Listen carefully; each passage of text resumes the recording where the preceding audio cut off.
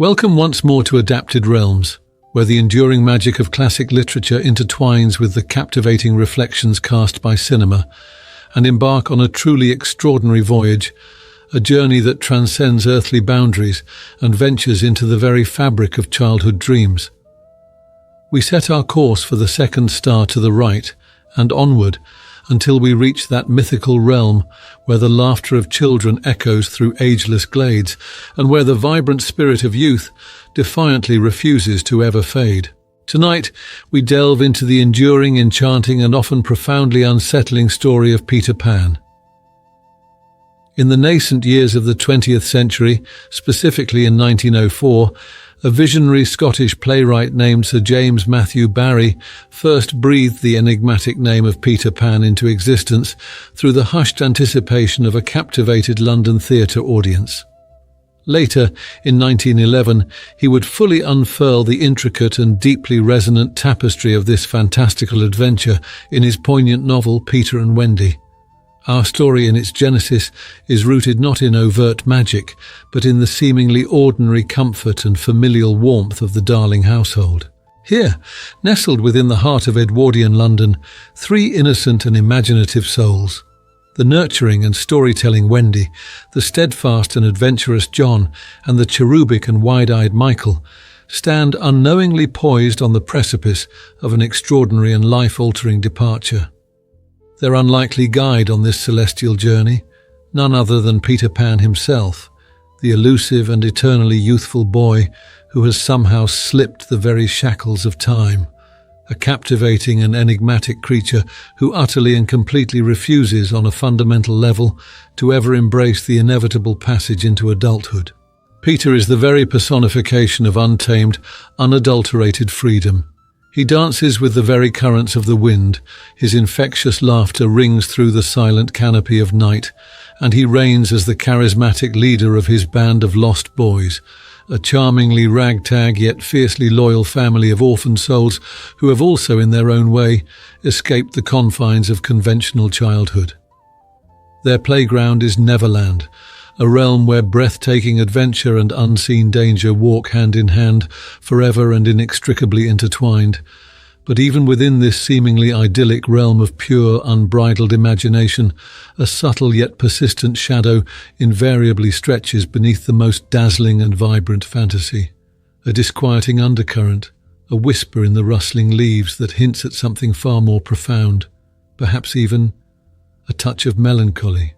A hint of darkness lurking just beneath the surface of the childlike wonder.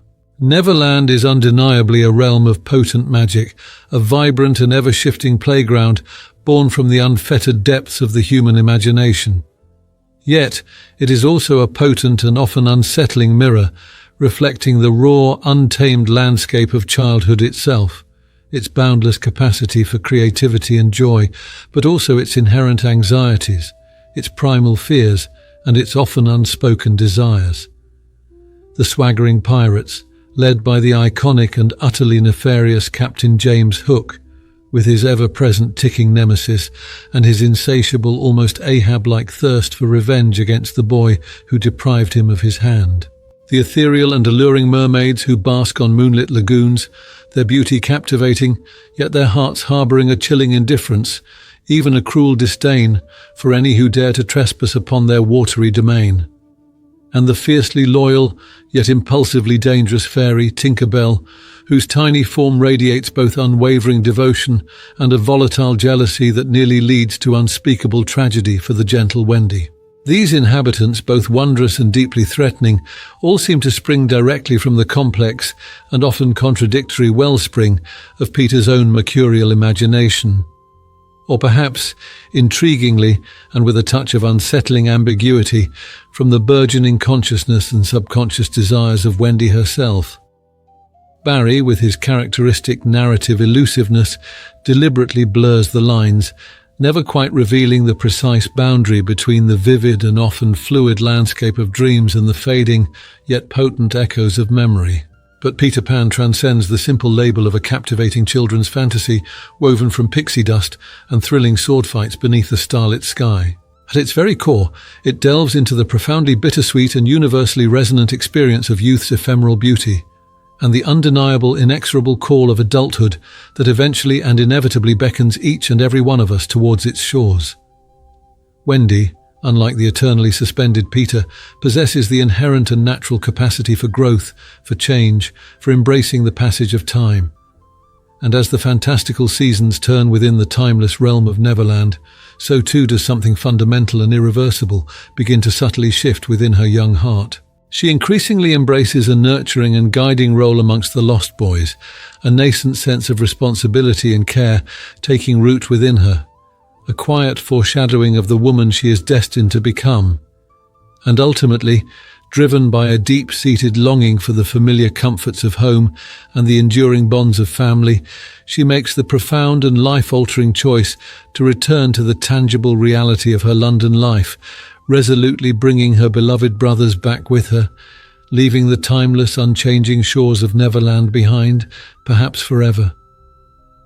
And Peter, he remains, forever suspended in that poignant and liminal space, existing neither fully as a child nor truly as an adult, a creature caught between the boundless freedom of eternal youth and the profound limitations of perpetual immaturity.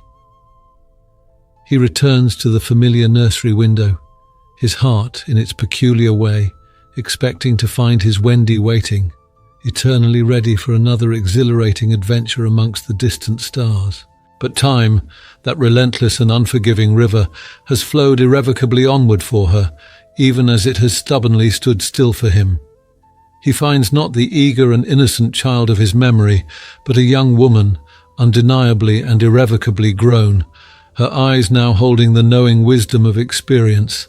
That eternal, unbridgeable divide, the one who instinctively embraces the natural passage of time, and the one who defiantly and perhaps tragically resists its inevitable flow, is the haunting, melancholic heart that beats with a profound and often unspoken sadness beneath the seemingly whimsical surface of this enduring tale.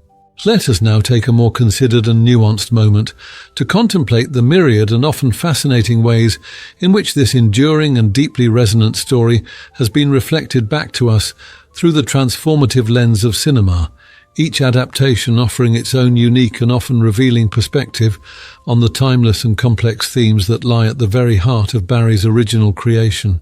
For countless individuals across generations, the most indelible and formative image of Neverland and its inhabitants comes from the vibrant and undeniably beloved 1953 animated masterpiece from Disney. With its dazzlingly bright colors and its collection of undeniably catchy and memorable songs, Disney undeniably captured the exhilarating wonder and thrilling adventure of Peter's fantastical world for a global audience. However, in its often necessary translation from the nuanced complexities of the literary page to the more simplified demands of the animated screen, some of the more ambiguous, unsettling, and profoundly poignant aspects of Barrie's original vision were gently smoothed over, their sharper edges carefully softened. Peter, while remaining undeniably charming and adventurous, perhaps lost some of his more complex, even slightly selfish and emotionally stunted edges.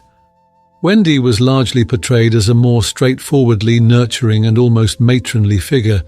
Her internal conflict regarding the allure of eternal childhood versus the pull of growing up was somewhat simplified for a younger audience. And Captain Hook, while still a formidable and memorable threat, leaned more heavily towards comedic villainy, his underlying menace, and the psychological weight of his obsession with Peter significantly lessened for family-friendly consumption. It was in essence a meticulously crafted childhood fantasy, its more challenging and ambiguous elements carefully scrubbed clean to create a universally appealing and comforting narrative.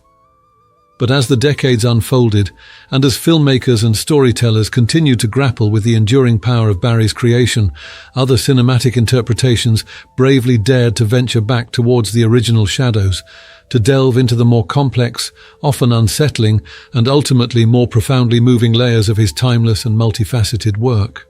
The 2003 live-action film, in particular, consciously and deliberately strived to remain significantly closer to the original tone and thematic depth of Barrie's literary work.